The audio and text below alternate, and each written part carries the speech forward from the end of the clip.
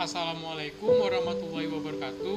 Halo teman-teman, kembali lagi bersama saya Muhammad Akbar di Curhat Filsafat part ketiga. Video ini ditujukan sebagai tugas mata kuliah Filsafat Ilmu Pengetahuan yang dibimbing langsung oleh Ibu Uni Sagena di semester kedua. Hari ini saya akan melanjutkan curhat filsafat saya mengenai definisi apa itu bahagia. Di video pertama saya berpendapat bahwa setiap orang memiliki definisi kebahagiaan mereka masing-masing. Namun di sisi lain ada orang-orang yang merasa bahwa mereka tidak dapat menemukan kebahagiaan mereka. Mereka menganggap bahwa dunia ini jahat. Mereka tersiksa dan mereka merasa bahwa eksistensi mereka di dunia ini tidak berguna. Lalu di video yang kedua, saya melibatkan Tuhan sebagai definisi sebuah kebahagiaan. Namun, itu adalah perspektif saya pribadi. Kali ini saya ingin mencoba untuk mencari definisi bahagia melalui filosofi manusia yang objeknya adalah saya sendiri. Semua orang mengatakan bahwa mereka sangat ingin bahagia. Tapi sayangnya, hal tersebut menjadi sesuatu yang mudah diucapkan namun sangat sulit untuk dilakukan. Segala macam peristiwa dalam hidup telah mendera kita yang lantas membuat kita berpikir bagaimana agar terlepas dari berbagai macam cobaan hidup dan hidup bahagia. Sampai tertanam di benak kita, masih mungkinkah kita sebenarnya untuk merasakan kebahagiaan, dan apakah kita itu pantas untuk bahagia? Sejauh ini, setelah saya belajar banyak tentang filsafat, saya mencoba untuk mendeskripsikan filosofi hidup saya lewat berbagai objek dan peristiwa. Hal ini mengarahkan saya untuk menjawab keresahan yang saya alami dalam benak saya mengenai pertanyaan, yaitu what is happiness truly means in life. Namun sebelum itu saya ingin berbicara bahwa banyak hal yang menyebabkan ketidakbahagiaan untuk seseorang. Persaingan, kebosanan, kemudian rasa lelah, kemudian dengki, iri, merasa berdosa dan merasa dizolimi, dan takut pada pendapat banyak orang yang lebih parahnya lagi.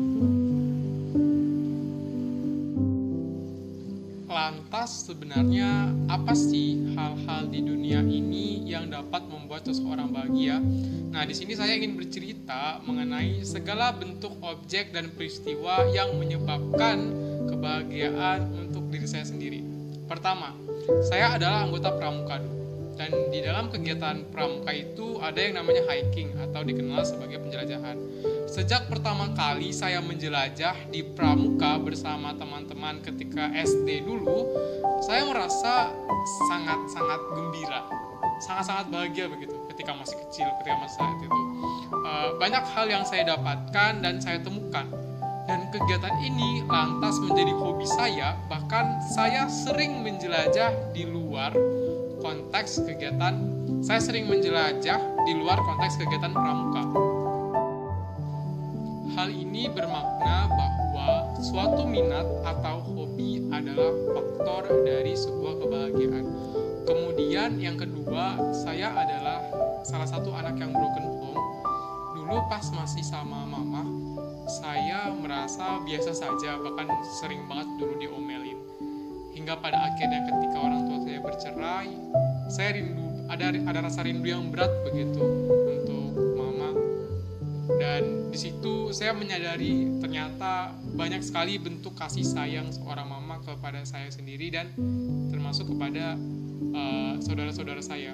Hingga saya menyadari bahwa sebuah kasih sayang adalah faktor kebahagiaan yang sangat berharga begitu untuk saya dan mungkin juga untuk orang lain.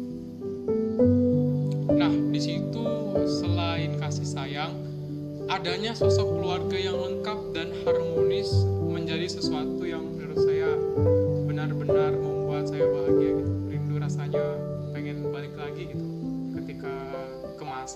ketika keluarga saya dulu masih lengkap.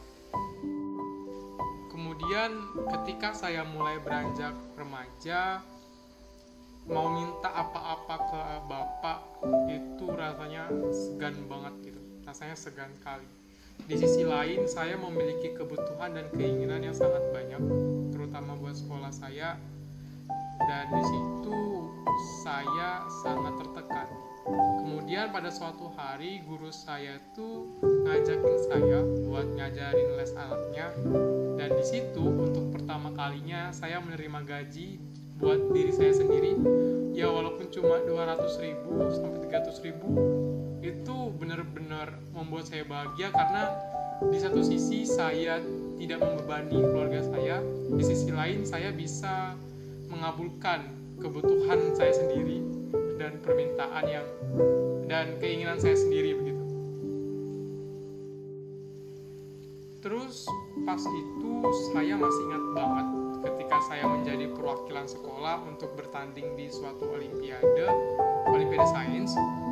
Sebelum lomba dimulai itu saya belajarnya panas dingin, tapi saya nggak mau ada mindset mudah menyerah dan tidak bertanggung jawab dalam diri saya.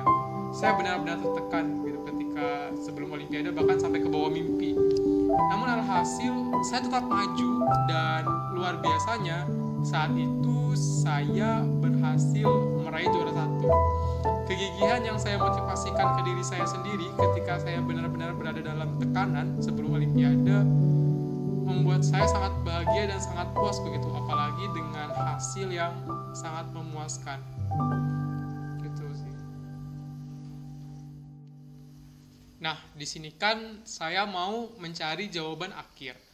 Setelah lama memikirkan dan berfilosofi, saya berhasil mendapatkan jawaban atas keresahan saya mengenai kebahagiaan. Seperti yang sudah saya paparkan di atas, ada beragam faktor yang membuat bahagia dan membuat ketidakbahagiaan gitu. Dan di sini saya menyatakan bahwa faktor ketidakbahagiaan bukan alasan untuk menganggap bahwa bahagia itu tidak ada. Seringkali manusia yang seperti itu tidak mau berusaha untuk mencari kebahagiaan mereka. Karena apa? Karena hal-hal baik itu tidak kita dapatkan jika kita hanya menunggu. Ketika kita berusaha untuk mencari faktor kebahagiaan, maka hal-hal baiklah yang akan menghampiri kita. Dan pastinya untuk mencari faktor-faktor kebahagiaan itu, setiap orang memiliki pengalaman, objek, dan perspektif mereka masing-masing. Dan pada akhirnya, bahagia adalah sesuatu yang didapatkan dengan terus mencari hal-hal baik dan memanfaatkan kesempatan yang diberikan dalam kehidupan ini. Saya sudah merasakan banyak kebahagiaan karena saya tahu saya harus bahagia. Lalu bagaimana dengan kamu?